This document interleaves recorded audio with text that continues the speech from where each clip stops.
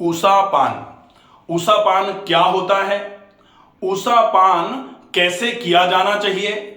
ऊषापान के लाभ क्या क्या हैं और ऊषापान को किन लोगों को ज्यादा पानी के साथ ऊषापान नहीं करना चाहिए, ये पूरा टॉपिक आज हम वीडियो में अंत तक डिस्कस करेंगे। इन सारे सवालों के जवाब हम वीडियो में जानेंगे। मैं आपसे रिक्वेस्ट करूंगा कि आप इस चैनल पर अगर नए हैं तो प्लीज चैनल को सब्सक्राइब कर लीजिए, ताकि आगे जब भी कोई वीडियो बनाया जाए उनके नोटिफिकेशन आप तक पहुंचें। और इस वीडियो को अंत तक जरूर देखें, ताकि ऊषापान से लेकर के ऊषापान को लेकर के जितनी भी भ्रांतियां हैं, कहीं कहीं कहा जाता है कि आयुर्वेद में तो ऊषापान का कहीं कोई विस्तार से चर्चा ही नहीं की गई है, या फिर आयुर्वेद में कहीं नहीं लिखा गया है कि ऊषापान करना चाहिए। तो आयुर्वेद का ही एक बहुत अच्छा चैप्टर है जिसको बोला जाता है स्वस्थ व्रत। तो स्वस्थ व्रत विभाग में 4 मूल चीजें होती हैं। एक होता है दिनचर्या। तो दिनचर्या की शुरुआत ही जो होती है वो होती है ब्रह्म मुहूर्त उत्तिष्ठे। एक बहुत अच्छा श्लोक है दिनचर्या का, जिसकी शुरुआत होती है ब्रह्म मुहूर्त उत्तिष्ठे ऊषापानम मल विसर्जनम दंत धावनम। इस तरीके से पूरा श्लोक है दिनचर्या कैसे फॉलो करनी चाहिए। तो इसमें क्लियरली लिखा गया है कि आप सवेरे जल्दी जागें और जागते ही ऊषापान करें। ब्रह्म मुहूर्त में जागें और ब्रह्म मुहूर्त में जाग करके ऊषा प्रहर में पान करें, पानी पिएं। इसको बोला जाता है ऊषापान। अब हम देखेंगे कि ऊषापान में ये ऊषा क्या है, और ऊषा के समय में ऊषा का प्रहर जो है, इस समय में पानी पीने को बोला जाता है पान। तो ये ऊषा प्रहर क्या है हम देखें। ये हम सभी जानते हैं कि पूरा दिन कितने घंटों में डिवाइडेड है? 24 घंटों में। और 24 घंटे अगर हम प्रहर के हिसाब से देखें तो 8 प्रहर होते हैं। 8 प्रहर हैं। 8 प्रहर को अगर रात्रि और दिन में अगर हम विभाजित करें तो रात्रि के 4 प्रहर होते हैं और दिन के 4 प्रहर होते हैं। यही है। अब रात्रि के जो 4 प्रहर हैं, 1 2 3 4, इन चौथे प्रहर, चारों में से चौथे प्रहर का नाम होता है ऊषा प्रहर। और ये जो ऊषा प्रहर है, इस ऊषा प्रहर के 3 घंटे जो हैं, हर प्रहर 3 घंटे का हो गया भाई। 24 घंटे हैं, 8 प्रहर है, तो हर प्रहर 3 घंटे का हो गया। इस 3 घंटे में ऊषा प्रहर जो है ये पूरा 3 घंटे का है। इस 3 घंटे में जो आपका ब्रह्म मुहूर्त है, एक प्रहर में 3.5 मुहूर्त निकलते हैं। तो वो जो 3.5 मुहूर्त में से ब्रह्म मुहूर्त का समय जो है, मतलब जो रात्रि का बिल्कुल ऐसा समय जब दिन होने वाला है, जब दिन निकलने वाला है, ऐसे समय में रात्रि के अंतिम प्रहर में से जो 3.5 मुहूर्त है, उसमें से भी जो सुबह वाला टाइम जो होता है उसको बोला जाता है ब्रह्म मुहूर्त। तो दिनचर्या में बिल्कुल क्लियरली लिखा गया है कि आप ब्रह्म मुहूर्त में जाग जाएं। ब्रह्म मुहूर्त उत्तिष्ठे। अच्छा, ब्रह्म मुहूर्त में लोग कहते हैं जाग जाओ, तो ब्रह्म मुहूर्त उत्तिष्ठे लिखा गया, जागना नहीं लिखा गया है। सब जानते थे कि अगर हम जागना लिख देंगे तो आगे चल के लोग जाग करके मोबाइल चलाएंगे और कहेंगे हम तो जाग जाते हैं, आयुर्वेद के हिसाब से ही चल रहे हैं। तो जागना नहीं है। ब्रह्म मुहूर्त उत्तिष्ठे, उठ जाएं। जैसे ही आंख खुले और ब्रह्म मुहूर्त है तो आप उस समय उठ जाएं, और उठ करके सबसे पहला काम क्या करना है? सबसे पहला काम है ऊषापान। ऊषा प्रहर चल रहा था, ऊषा प्रहर का ब्रह्म मुहूर्त का समय था, और उसमें आपने जो पानी पिया, इसको बोला जाता है ऊषापान।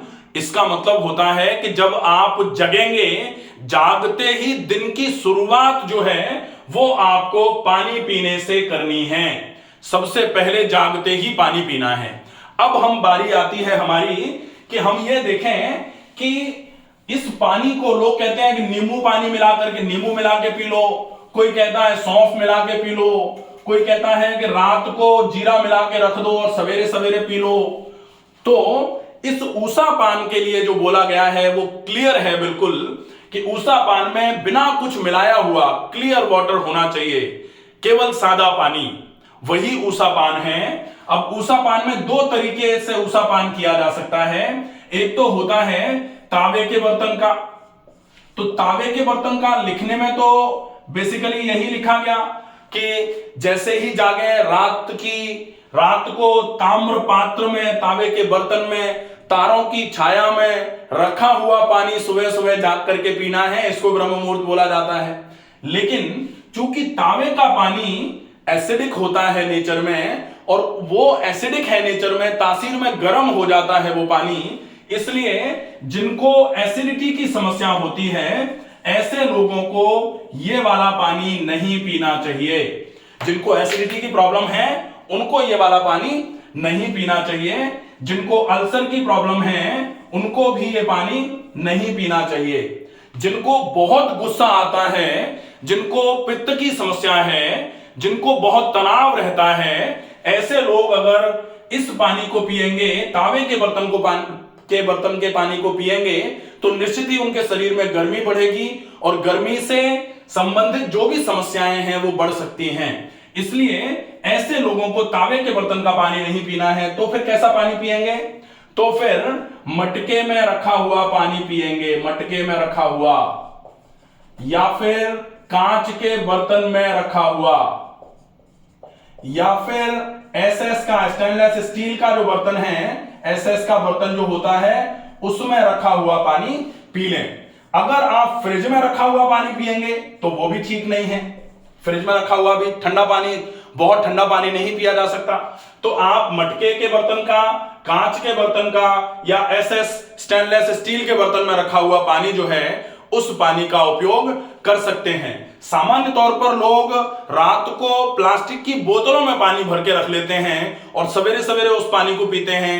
कृपया कर प्लास्टिक का उपयोग भी कम से कम ही रखा जाए तो ज्यादा अच्छा है। बहुत अच्छा रहे कि प्लास्टिक के बर्तन का भी उपयोग, प्लास्टिक की बॉटल्स का भी उपयोग ना किया जाए, वो ज्यादा अच्छा है।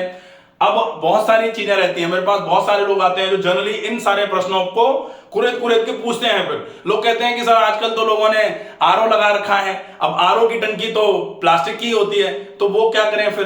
तो आरओ में पानी आप स्टोर मत करो। आरओ से पानी निकल करके आया, उस पानी को निकाल करके आप स्टोर कर लो, आइदर कांच के बर्तन में या मटके के बर्तन में या स्टील के बर्तन में भी कर लेंगे तो भी चलेगा। तो आरओ की टंकी में पानी अगर स्टोर्ड है और वही पानी आप पिए जा रहे हैं तो माइक्रोप्लास्टिक्स जो हैं वो डिसॉल्व होकर के पानी में आते हैं और वो आपके शरीर को बड़ा नुकसान कराने का काम कर सकते हैं। ये तो हो गई बात कि ये पानी ऐसे, ये वाला पानी आपको पीना है। अब देखते हैं कि इस पानी की क्वांटिटी आपको कितनी लेनी चाहिए। तो अगर आप पानी की क्वांटिटी की बात करोगे तो कम से कम, वैसे तो बोला गया है कि 1.25 किलो पानी पीना है आपको। अब 1.25 किलो पानी पीना है आपको, तो बहुत सारे लोग कहेंगे कि 1.25 किलो पानी, किडनी वालों को तो मना ही कर देते हैं। तो डेफिनेटली किडनी वालों के लिए हम देखेंगे इसमें आगे कि किनको ये पानी नहीं पीना है, क्योंकि अगर ये पानी को पीते रहते तो वैसी स्थिति में नहीं आते।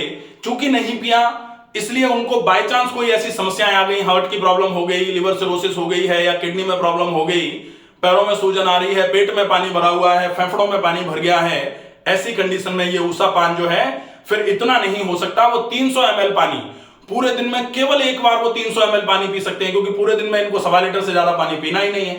तो एक बार सवेरे जागते ही 300 ml पानी पी लें, उसके बाद पूरे दिन में वो 50 से 70 से मैक्सिमम 100 ml पानी एक बार में पिएंगे, उससे ज्यादा पानी एक बार में वो नहीं पी सकते।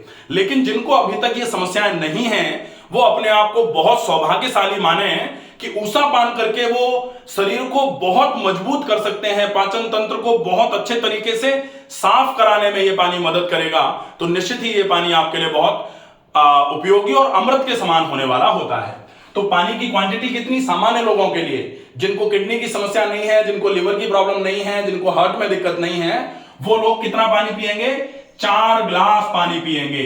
अब बहुत सारे लोग कहते हैं कि साहब 4 ग्लास आपने तो बता दिया, लेकिन हम तो 4 ग्लास एक साथ कैसे पी सकते हैं? हम तो अभी तक एक भी ग्लास नहीं पीते। या हमारे पास कई लोग आते हैं साहब पीते तो हैं लेकिन 1 ग्लास पीते हैं। तो पीते तो हैं लेकिन 1 ग्लास पीते हैं, जैसे पढ़ते तो हैं लेकिन 15 मिनट पढ़ते हैं, तो फिर पास नहीं हो सकते ना। पास कब होंगे? जब थोड़ा ज्यादा पढ़ेंगे या उतना पढ़ेंगे जितना मिनिमम, बेयर मिनिमम तो पढ़ना ही पड़ता है। तो कम से कम आपको 4 ग्लास पानी पर पहुंचना है। ये अपन जरूर मानते हैं कि एक साथ नहीं हो पा रहा, कोई बात नहीं है। कहा जाता है करत करत अभ्यास के जड़मति होती सुजान।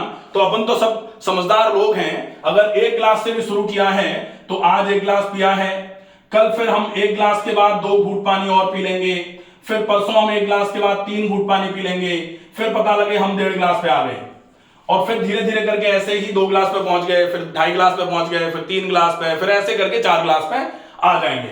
मान लो हमें 4 गिलास पानी पर आते आते मान लेते हैं 1 महीने का टाइम लग गया, मान ले मैक्सिमम 1 महीने का टाइम लगा, तो आप देखोगे कि इस 1 महीने में आप 1 गिलास से 4 गिलास पानी पे जैसे ही आएंगे, आपका आलस कम हो जाएगा, आपके शरीर में जो थकान बनी रहती थी वो कम हो जाएगी, आपका पाचन तंत्र धीरे धीरे करके एक्टिव होना चालू हो जाएगा। आप अभी पहुंचे ही हैं 4 गिलास पे, और 4 गिलास पे पहुंचने के बाद जब 4 गिलास को मेंटेन कर लेंगे तो बहुत अच्छा फायदा होना चालू हो जाएगा। अब बारी आती है कि हमने 4 गिलास पानी पीना है, ये कंफर्म हो गया कि कितना पीना है, 4 गिलास पीना है। कैसे 4 गिलास तक पहुंच सकते हैं? ऐसे 4 गिलास तक पहुंच जाए। जरूरी नहीं है कि आज ही 4 गिलास जबरदस्ती पी दिया उल्टी हो गई, और उल्टी भी हो जाए तो भी कोई दिक्कत नहीं है। अगर मान लो आपको बीपी की समस्या नहीं है, आपने 4 गिलास पानी पी लिया, उल्टी हो गई तो हो गई, लेकिन अगर मान लो बीपी की समस्या है, एकदम से ज्यादा पानी पी लिया और उल्टी हुई, उल्टी के चक्कर में सिर में भारीपन आ जाएगा, क्योंकि बीपी के समय में उल्टी अगर होती है तो सिर भारी हो जाता है, तो इसका विशेष ध्यान रखेंगे। अब हम देखेंगे कि ये 4 गिलास पानी जो है, ये पानी कैसा होना चाहिए। अगर आपको एसिडिटी, अल्सर की, तनाव की प्रॉब्लम है तो तांबे का तो हो नहीं सकता, तो फिर हमने जो बताया था अभी कि आप कांच के बर्तन का या मटके का पानी ले सकते हैं, मिट्टी के मटके का। या फिर अब वो लोग कहते हैं कि मिट्टी के बर्तन का पानी लेकर के सवेरे गर्म करके पी लें, क्या नहीं पीना है, पानी सादा ही पिया जाए, क्योंकि जब ये लिखा गया था कि रात को तारों की छाया में रखा हुआ तांबे के बर्तन का पानी, तो निश्चित ही वो गर्म तो नहीं हो सकता, वो तो सादा ही रहेगा। तो आपको पानी सादा पानी पीने की ही आदत डालनी चाहिए। गर्म पानी पीने की अगर आप आदत डालते हैं तो आज तो आपको वो बहुत अच्छा लगेगा, लेकिन आगे चल के वो आपके शरीर में गर्मी भी पैदा करेगा, और गर्मी की वजह से मांसपेशियां शिथिल होना चालू हो जाएंगी, तो वो आपके पाचन तंत्र को बहुत ज्यादा नुकसान पहुंचाने का काम तुरंत नहीं करेगा, लेकिन लंबे समय तक। हमारे पास कई लोग आते हैं जो बोले 3 साल से 4 साल से गर्म पानी पी रहे हैं, उसके बाद बोले आप पेट साफ ही नहीं होता। तो डेफिनेटली गर्म पानी लंबे समय तक नहीं पीना है। आयुर्वेद में ही क्लियरली लिखा गया है कि अगर आपका दोष विषम होता है, अगर आपका कफ दोष बढ़ रहा है, ऐसे समय में आप गुनगुना पानी पी लें, क्योंकि कफ दोष जब बढ़ेगा तब आपको हल्का गर्म लेने का मन करेगा। जब आपका वात एकदम से बढ़ता है तब भी आपको एकदम से थोड़ा सा, क्योंकि वात की प्रकृति भी शीत प्रकृति की होती है, शीत प्रकृति होता है वात, और रूक्ष होता है, रूखापन लेके आता है, तो आप उस समय हल्का सा गुनगुना, जैसे जोड़ों में दर्द है उस समय कुछ समय के लिए आप गुनगुना पानी पी लो, लेकिन जोड़ों में दर्द है इसलिए हमेशा ही गुनगुना पानी पिएंगे, वैसा नहीं चलेगा। तो आप कोशिश करें इस बात का भी विशेष ध्यान रखा जाए। अब तीसरी बात आती है कि आपने पानी कितना पीना था, आपको कैसा पानी पीना है, यह आपने समझ लिया। अब पानी को पीना कैसे है, तो वैसे तो बोला जाता है कि पानी आप कैसे पियो, बोले खाने को पिए और पानी को खाएं। तो पानी कैसे पियो, जैसे आप खाना खाते हो वैसे पानी पियो। तो खाना खाते हो वैसे पानी पियो मतलब पानी को मुंह में थोड़ी देर के लिए रोको और फिर अंदर ले जाओ। तो पानी को थोड़ी देर के लिए रोको फिर अंदर ले जाओ का मतलब होता है कि आप सामान्य तौर पर पानी को बहुत धीरे धीरे चाय की तरह सिप कर करके पिएं। ये पूरे दिन के पानी का नियम है। लेकिन इसके ठीक अपोजिट ऊषा पान में आपको क्या करना है, ऊषा पान में आप सवेरे सवेरे जल्दी जल्दी पानी पिएंगे, बहुत जल्दी जल्दी। ये जो पानी है ये आप जल्दी जल्दी जब पियोगे तो क्या काम करेगा, ये आपका आहार नाल हो गया, ये आमाशय हो गया, ये आपकी आंतें हो गई, और आंतों से ये आपका बड़ी आंत हो गई, और बड़ी आंत के बाद में ये बड़ी आंत का ट्रांसवर्स डिसेंडिंग, और ये सिग्मोइड कोलोन, रेक्टम और एनस। पानी यहां से आपने जल्दी जल्दी पिया, दूसरा ग्लास, तीसरा ग्लास, चौथा ग्लास। अब यहां से पानी निकला तो नहीं, अब यहां पानी भर गया, अब ये पानी भर गया। जैसे आपकी नाली चौक हो जाती है, आप एक बड़ी बाल्टी भर लो पहले। अब मग्गे से पानी नाली में डालते रहो तो पूरे दिन डालते रहो, नाली नहीं खुलेगी। लेकिन क्या करोगे, आप नल खोल करके बड़ी बाल्टी भर लो। बड़ी बाल्टी भर ली आपने, अब ये बड़ी बाल्टी है, ये पूरी भर ली। अब ये नाली जो चौक थी, ये एकदम से आपने यहां से पानी भर भर के 4 ग्लास जल्दी जल्दी में ये भर दिया। अब जल्दी जल्दी में ये भर गया, बैठ करके ही पीना है, इसका विशेष ध्यान रखना है। जो उकड़ू बैठ सकते हैं, जिनके घुटनों में दर्द नहीं है, कमर में दर्द नहीं है, वो उकड़ू बैठ करके पी लें। जिनके घुटनों कमर में दर्द है वो उकड़ू चूंकि बैठ ही नहीं सकते हैं, तो फिर चेयर पर बैठ जाएं, दाहिने हाथ से ग्लास पकड़ें, बाएं हाथ से अपने से लोअर एब्डोमेन पे थोड़ा सा प्रेशर लगा के रखें, फिर पानी पी लें और फिर एकदम से खड़े होंगे तो वो पानी यहां से एकदम से झर से ऐसे करके निकल के आंख पे चलेगा, यहां से निकलेगा, ऐसे चलेगा। और जब ऐसे चलेगा तो पूरी छोटी आंत की गंदगी, पूरी बड़ी आंत की गंदगी को धीरे धीरे करके धोना चालू करेगा और जो नदी है, जो नाली है, वो धीरे धीरे करके साफ होना चालू हो जाएगी। किससे? ऊषा पान करने से ही। और कहा जाता है कि आंत्र शुद्ध हो रक्त शुद्धि, आंतें शुद्ध हो गई तो रक्त शुद्ध हो जाएगा, रक्त शुद्ध हो शरीर शुद्धि, खून साफ हो गया तो पूरा शरीर बढ़िया हो जाएगा। आंतों की सफाई की सबसे ज्यादा आवश्यकता है। कहा जाता है आंत सफा तो हर रोग दफा।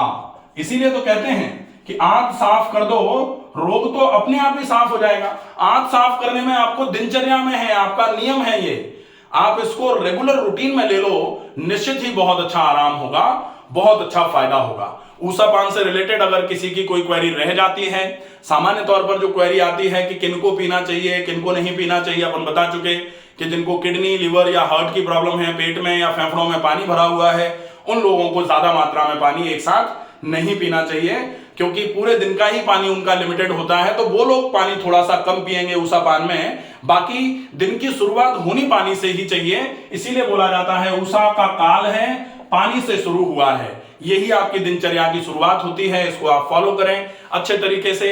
अगर कोई चीज आपको समझ में नहीं आई है तो कमेंट बॉक्स में लिख करके पूछ लेंगे। वीडियो अगर आपको उपयोगी लगे तो ज्यादा से ज्यादा लोगों तक पहुंचाएं, ताकि ज्यादा से ज्यादा लोगों की ये समस्या जो है धीरे धीरे करके एक छोटी सी चीज से सही होना चालू हो जाए। स्वस्थ रहिए, सुरक्षित रहिए। धन्यवाद।